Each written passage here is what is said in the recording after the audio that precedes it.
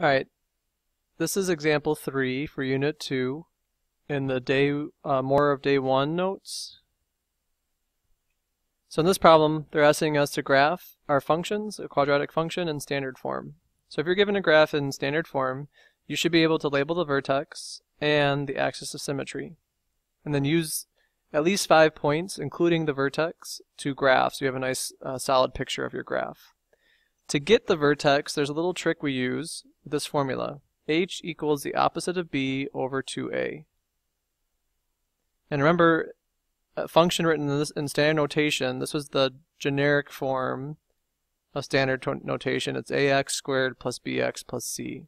So I know what my a value is, my b value, and my c value by looking at the coefficients of these other terms. So in this problem, I'm going to plug in -6 for b, so it's the opposite of -6. Notice there's two negatives because it says opposite of b, so I have to do the opposite of -6 over 2 times 3. So the opposite of -6 is +6, 2 times 3 is 6, 6 divided by 6 is 1. What this value gives me is the x-coordinate of my vertex. So I know my vertex, or my line of symmetry, is going through 1. The line of symmetry is x equals 1. Alright, I can use that and then plug that value in to my function and find the y value.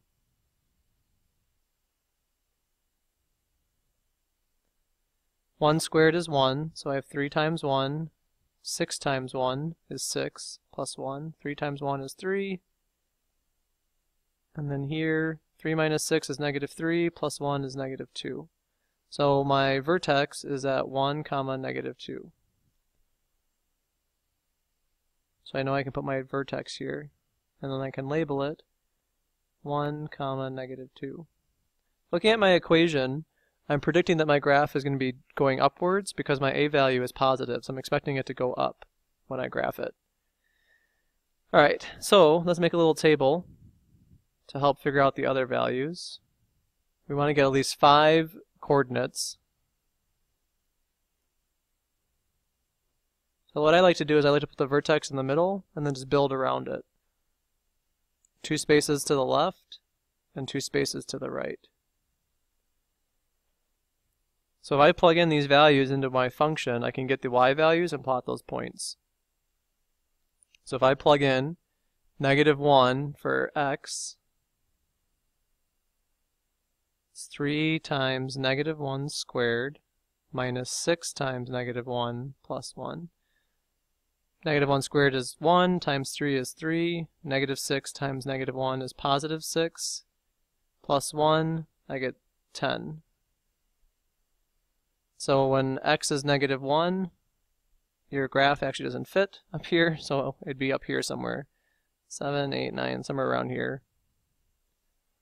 Remember the axis of symmetry? That's telling me that when I'm 2 spaces away from my axis of symmetry, I should count 2 spaces to the right of that axis of symmetry at the same point, because there should be symmetrical. So I'm expecting that 3 would also give me 10 if I plugged in 3 into my function. Type in or plug in 0, see what comes out. 3 times 0 squared minus 6 times 0 plus 1. Well, that's 0 minus 0 plus 1. So when my input is 0, my output is 1. So that's right there. Again, using that idea of the symmetrical image, if it's 1 space away, I'm going to be 1 space to the right. So that means it's 2, 1. And then now I've got a nice solid idea of where my quadratic goes. So we've labeled the vertex and the axis of symmetry, and then here is my quadratic.